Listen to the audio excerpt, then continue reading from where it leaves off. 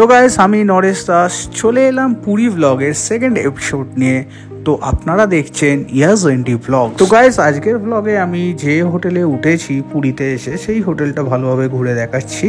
দেখো, এন্ট্রেন্স করার পর একটা সুন্দর জগন্নাথের মূর্তি রয়েছে, আর এইটা হচ্ছে রিসেপশন। আর রিসেপশন এরিয়ায় তাতে তোমার টিভিও রয়েছে এবং বসার জন্য সোফাও রয়েছে। তারপরে রিসেপশন এরিয়া ক্রস করে গেলেই তোমার ভেতরে রয়েছে লিফট বা সিঁড়ি, যে যেটা ইউজ করতে পারবে। 3rd ফ্লোর পর্যন্ত আছে, তো আমরা 2nd ফ্লোরে ছিলাম। তো 2nd ফ্লোরে আমরা লিফটে করে ওপরে চলে এলাম। আর এইটা হচ্ছে একটা কমন প্যাসেজ। এই কমন প্যাসেজের সঙ্গে রয়েছে একটা ব্যালকনি অবশ্য আমাদের রুমের ভেতরেও আলাদা আর একটা রয়েছে। তো এবার আমরা রুমে এন্ট্রি করব। সো আজকে দুপুরের লাঞ্চটা আমরা আমাদের রুমেতেই নিয়ে নিয়েছি। তো আমরা থালি নিয়েছি, যেটা ছিল এগ থালি আর ছিল পমফ্লেট থালি, পমফ্লেট মাছের থালি। সব একই রকমই আছে আইটেম, শুধু এটা এগ আছে আর এটা পমফ্লেট মাছ। কি কি দিয়েছে? ভেজ, একটা সবজি, ডাল, পাঁপড়, ওখানে স্যালাড, রাইস, বেগুন ভাজা, এটা রায়তা তো এটা, আর এখানে এগ কারি। আর এখানেও সেম জিনিস। তো ওখানে জল দিতে এসছে, আই থিঙ্ক। Thank you.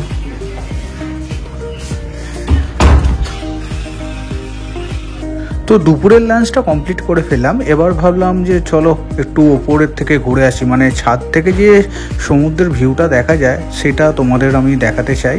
তো তাই আমি চলে গেলাম ওপরে। তো ওপরে যাওয়ার জন্য লিফটে করেও যাওয়া যায় বা সিঁড়িতে করেও। তো আমি লিফটে গেলাম না, ভাবলাম সিঁড়িটাই ইউজ করি। সবসময় তো লিফট ইউজ করছি, তো একবার সিঁড়ি ইউজ করেই দেখা যাক। তো সিঁড়ি থেকে আমি চলে এলাম ছাদে। তো ছাদে আসার পর চারদিকে তাকিয়ে দেখি সুন্দরভাবেই সমুদ্রকে দেখা যাচ্ছে, মানে সি ভিউটা খুব দারুণ লাগছে ছাদ থেকে। আর এই দিকে দেখছো একটা কার পার্কিং রয়েছে, এখানে যত টুরিস্টরা আছে তাদের কার এখানে। আর সামনে যে বিল্ডিংটা দেখা যাচ্ছে এটা হচ্ছে বিড়লা গেস্ট হাউস, এখানেও লোক থাকে। এটাও খুব সুন্দর, এদের নিজস্ব গার্ডেনও রয়েছে। তো ছাদ থেকে সমুদ্রের ভিউ অসাধারণ। সবুজ, এদিকে দেখো, এই তো সবুজ কি সুন্দর পাঞ্জাবি পরেছে। দেখো গাইস, আমিও পাঞ্জাবি পরে রেডি হয়ে গেছি, সুস্মিতাও রেডি। তো আমরা এখন যাচ্ছি জগন্নাথ দেবের দর্শন করতে, মানে ঠাকুরকে পুজো দিতে। তো এই পাঞ্জাবিগুলো, আমি আমার ছেলে যে পাঞ্জাবিটা পরেছি, এইগুলো আমরা জয়পুরের বাপু মার্কেট থেকে কিনেছিলাম। তো জয়পুরের ব্লগ আমাদের চ্যানেলে আছে, তো আপনারা কেউ দেখতে চাইলে আমার চ্যানেলটা ভিজিট করবেন। সেখানে জয়পুরের ব্লগে বাপু মার্কেটটা দেখে নেবেন, ওখান থেকে আমরা কিনেছিলাম। বাপু মার্কেট একটা খুবই নামকরা মার্কেট, তো আশা করি ভালো লাগবে বাপু মার্কেটের ব্লগটা। ওখান থেকে আমার চ্যানেলে গিয়ে দেখে নেবেন। তো চলো আমরা এখন জগন্নাথের দর্শন করতে যাই। বলো জয় জগন্নাথ, বলে দাও ভালো করে, বলো জয় জগন্নাথ।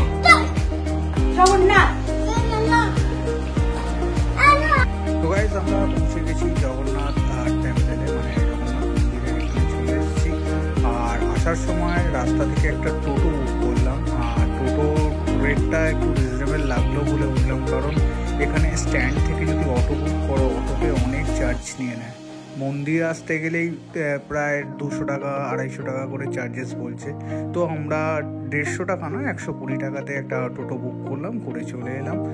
আর এসে দেখছি অসাধারণ ভিউ। 1 বছর আগে, ঠিক 1 বছর আগে ফেব্রুয়ারি মাসে আমরা এসেছিলাম এই জগন্নাথ মন্দিরে, তখন রিপেয়ারিংয়ের কাজ চলছিল।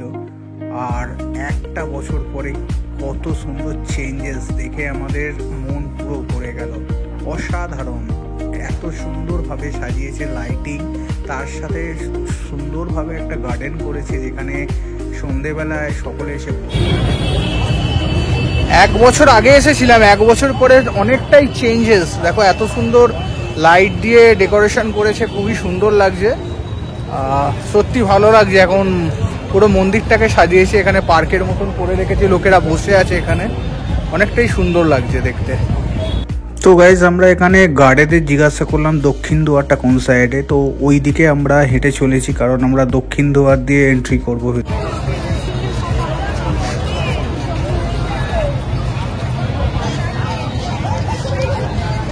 আগের বারে ঠিক এইটা দিয়ে আমরা এন্ট্রি করেছিলাম, কিন্তু তখন রিপেয়ারিং চলছিল,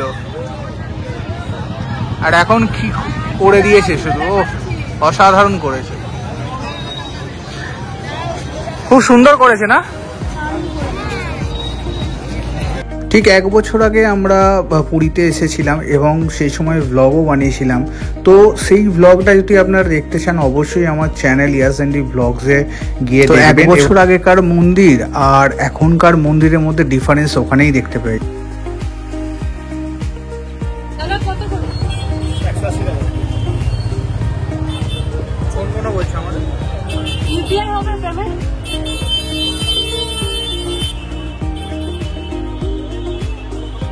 তো তারপরে আমরা মেন মার্কেট স্বর্গদ্বারের পাশে চলে এলাম, এসে কিছু কেনাকাটির জন্য এখানে একটু ঘুরে ফিরে দেখছি, কিছু কিছু জিনিস কেনার ছিল।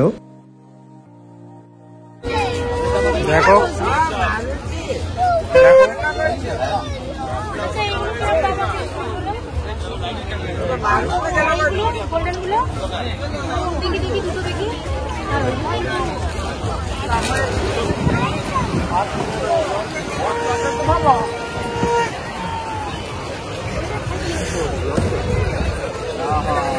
₹30 প্লেট না? समोसा, বেগুন চপ, আলু চপ, শিমলা মির্চ। স্ন্যাক্সে আমরা এখন বিভিন্ন রকমের চপ খাচ্ছি, যেটা ₹30 প্লেট। তার মধ্যে সমোসা, ডাল বড়া, আলু চপ, বেগুন চপ আর শিমলা মির্চ। শিমলা মির্চটা খুব কমন, এখানে সব জায়গাতেই বিক্রি হচ্ছে। সবুজ চিপস খাচ্ছি। আরো খেতে কেমন খেতে? বড়া, বড়া যেটাকে বলে সাউথের বড়া, সিঙ্গারা, সমোসে। তো আজকে রাত্রিরে আমরা একটা জায়গায় ডিনার করার প্ল্যান করেছি, তো সেখানেই আমরা ডিনার করার জন্য এগোচ্ছি। তো একটুখানি স্বর্গদ্বার থেকে হেঁটে যেতে হবে, যেটা পুরী হোটেল আছে সেই পুরী হোটেলের দিকে। আর পুরী হোটেলটা ক্রস করেই ঠিক বাঁ হাতের গলিতেই ঢুকতে হবে সেই রেস্টুরেন্টে। আমরা রেস্টুরেন্টে খাবো, আর সেই রেস্টুরেন্টটা কি সেটা তোমরা দেখে নাও। হ্যাঁ গাইস, আমরা খেতে এসেছি রেস্টুরেন্ট পারিজাত রেস্টুরেন্ট। এইটাই সেই পারিজাতের মেন রেস্টুরেন্ট, আর অনেক ব্লগেও দেখেছি এখানের খাবার দাবার খুব ভালো, তাই আজকে রাত্রিরে ডিনারটা আমরা এখানেই করব ঠিক করেছি।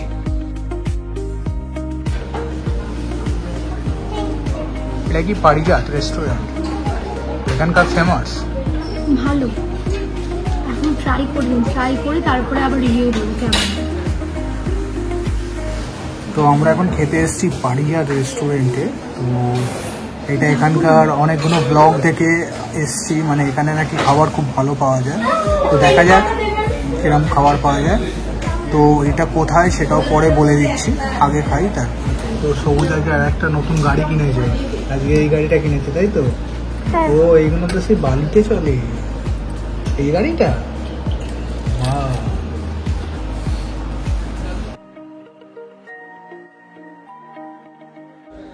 তো মেনু কার্ড থেকে আমি খাবার অর্ডার করে দিলাম। আমি একটু নুডলস দিকে যাব, মানে নুডলস খেতে ভালোবাসি, আর ও খাবে বিরিয়ানি। তো আমরা এখন ওয়েট করছি কখন খাবারটা দিয়ে যাবে তার জন্য।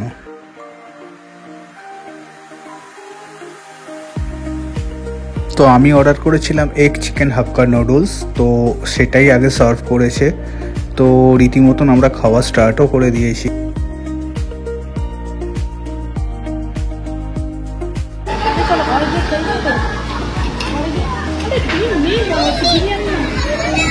দেখি এটা চিকেনটা কিনে নিয়ে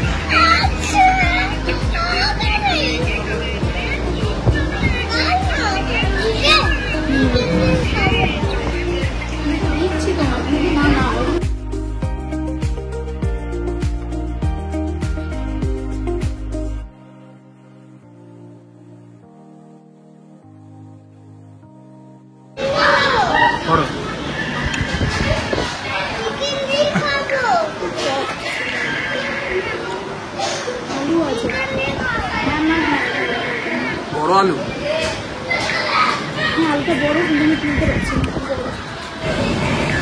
কালকে মিত্র ক্যাফেতে ওই রকমের খাবার খাওয়ার পরে আজকে একটু রাত্রিটা ভালোভাবে খাচ্ছি নুডলসের সাথে, কেন আমার নুডলস লাভার আর ওইদিকেও বিরিয়ানি লাভার।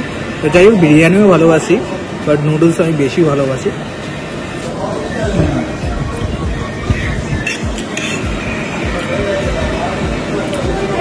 লাস্টে বিরিয়ানিটাও ট্রাই করবো অবশ্যই। সো বিরিয়ানিটা এবার ট্রাই করে দেখবো।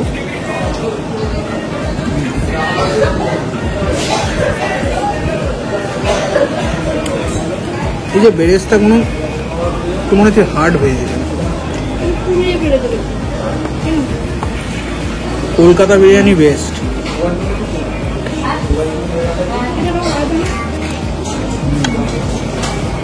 তাও অন্যান্য জায়গার থেকে যথেষ্ট ভালো। চিকেনটা খুব সফট,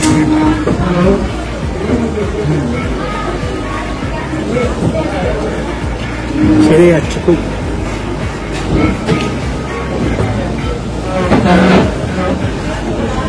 সেবারে সবুজ এই ছোট ছোট গাড়িগুলো কিনেছিলে, তাই তো?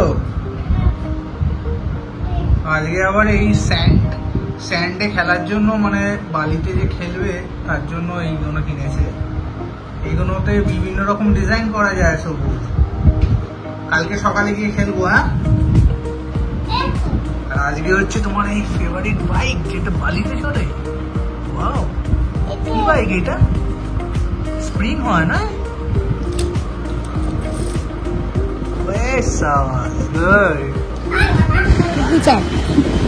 ইডলি চাট, ওর মধ্যে কি দেওয়া আছে?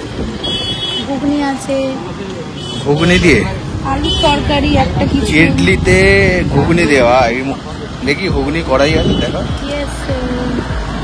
ভেতরে ঢাকা পড়ে গেছে, আলু দেওয়া আছে, আলুর তরকারি। এই যে ঘুগনিও রয়েছে।